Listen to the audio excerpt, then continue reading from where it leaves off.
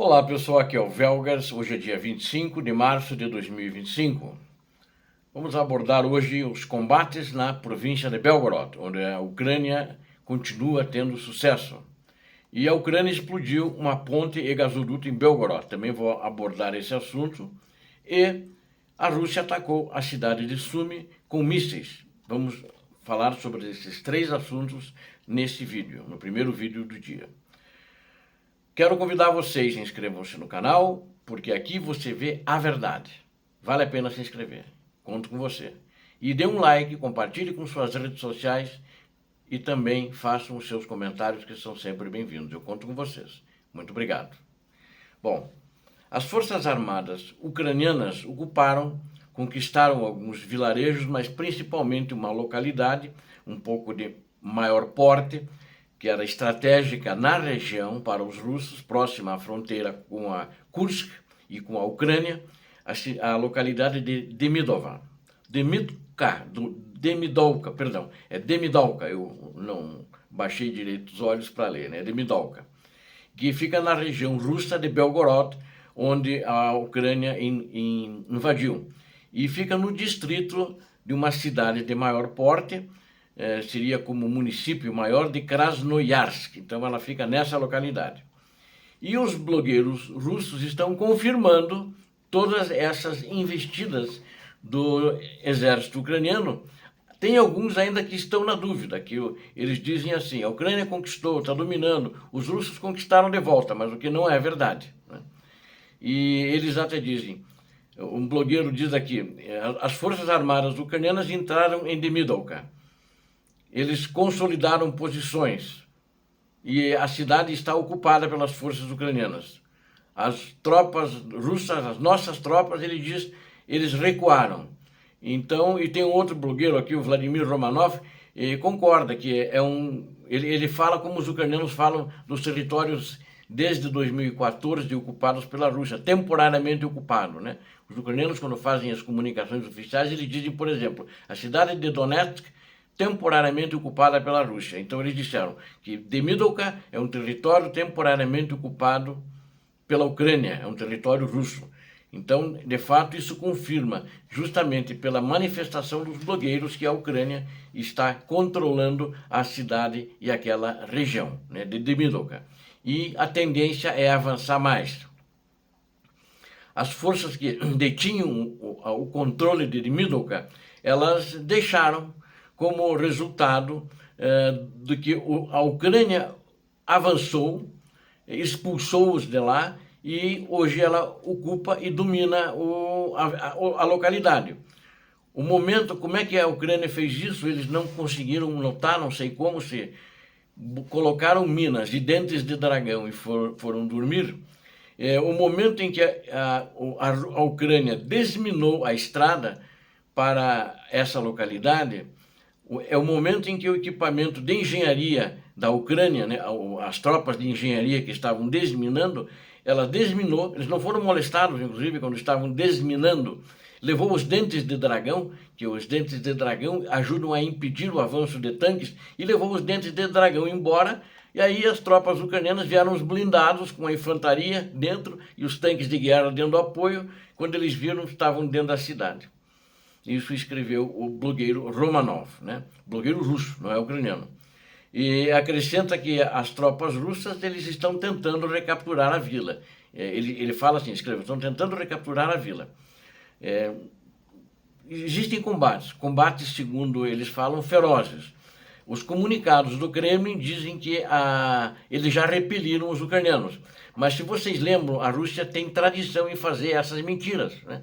Lembram quando em Kursk, no ano passado, foi no dia 6 de agosto, se eu não me engano, no dia 6 de agosto, já tinha desmentido os 3 primeiros dias, quando não puderam desmentir mais, aí descobriu-se que o general, comandante do exército russo, Valery Gerasimov, estava dando informações falsas para Putin e para o Kremlin. E os ucranianos estavam lá e tinham expandido o seu território. E em 2 semanas já detinham 1.250 quilômetros quadrados do território de Kursk. É lógico, agora tem bem menos, mas apenas para dizer, ou seja, os russos mentem. Então os comunicados que vêm deles mentem, mas esses blogueiros, há um pacto entre alguns blogueiros de agora falar a verdade para o público deles, porque eles estavam sendo muito criticados, né? Então é a mesma coisa. A Ucrânia não está fazendo grande alarde com isso. Ela mantém-se, vamos dizer assim, até relativamente quieta sobre esse sucesso. Ela não quer, acho que, falar demais, está deixando acontecer para falar quando tiver mais robustez na região, né? A Ucrânia está, segundo esse blogueiro, outros também falam a mesma coisa, a Ucrânia está seriamente determinada a criar um novo ponto de tensão para os russos em troca da cabeça da região perdida em Kursk. E eu acho que é verdade, é um novo ponto de tensão e a Rússia tem que deslocar tropas ali para aquela região, né? A este respeito, a transferência de novos reforços ucranianos para a região de Belgorod, a Rússia está imaginando que eles vão fazer. Eu acho que a Ucrânia vai fazer se sentir que precisa e vale a pena sustentar a região. Senão ela não vai fazer, ela poderá só se retirar. Ela criou um novo ponto de tensão hoje. Acho que não tem um objetivo claro, lógico que vai negociar se for o caso, né? Mas não está isso na prioridade. E é uma coisa que os russos não esperavam, porque a resistência de Demidovka foi uma resistência fraca, assim como quando eles entraram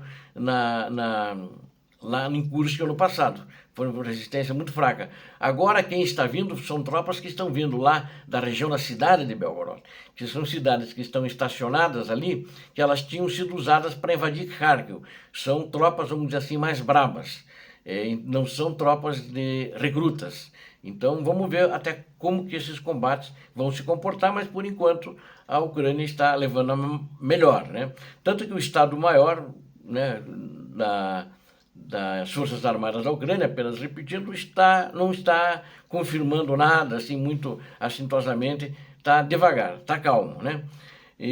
Agora, o Ministério da Defesa russa, ele fala que as forças ucranianas fracassaram, tiveram centenas, dezenas de perdas, inclusive na conversa que dias atrás o ditador russo teve com o presidente americano, ele relatou que as tropas ucranianas tinham sido expulsas.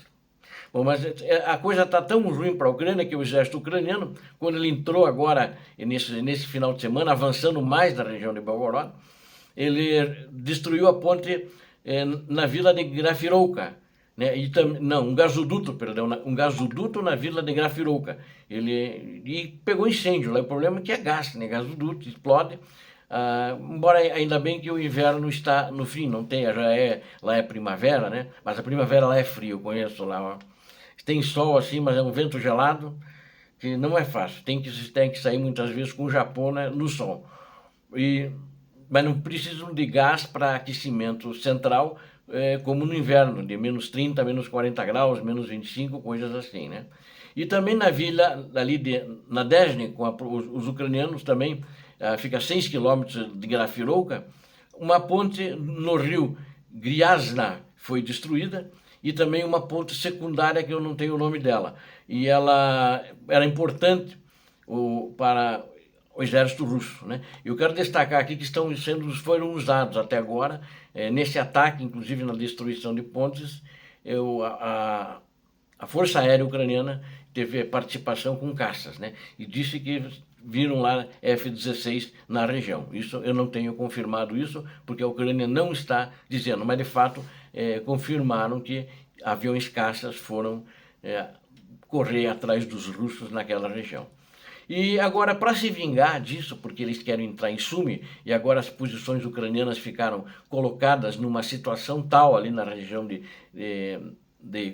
praticamente 3 fronteiras, a fronteira com a Ucrânia e a fronteira entre 2 estados russos, que é Belgorod e Kursk, né? Para eles chegarem em Sumy. Do outro lado, na Ucrânia, Sumy. Eles não estão conseguindo entrar, as mentiras deles não pegaram, que eles estão conseguindo, falaram para o Trump isso também, no relatório do Putin, e eles fizeram, para se vingar, um ataque contra a cidade de Sumy. Isso é uma vergonha, na tarde de ontem, né? E eles lançaram esse ataque ontem, dia 24, né, na tarde, com ataque com mísseis contra a cidade, né? E ali não tem mísseis Patriot, na cidade de Sumy, nem na província de Sumy. E vários prédios foram danificados, seriamente danificados. Até o último dado que eu tenho, 88 pessoas feridas, né? E 17 crianças entre esses 88. Então é assim que a Rússia briga. Assim que ela tenta avançar, ela conta mentiras no campo de batalha que ela não tem, quando ela não tem sucesso, mas ela ataca civis, ela ataca prédios, né? Agora também atacou uma escola, né? E a escola, ainda bem que as crianças estavam numa estrutura de proteção subterrânea, que depois da guerra algumas escolas construíram salas no subsolo.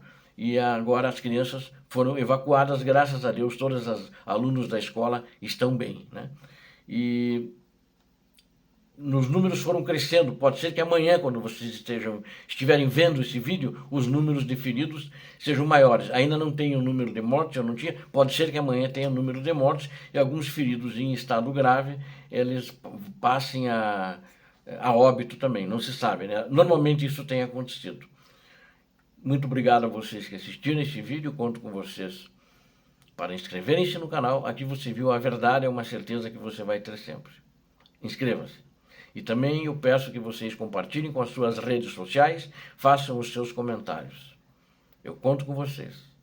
Deus abençoe vocês, Deus abençoe a Ucrânia, Deus abençoe o Brasil. Paz e bem, paz para toda a humanidade.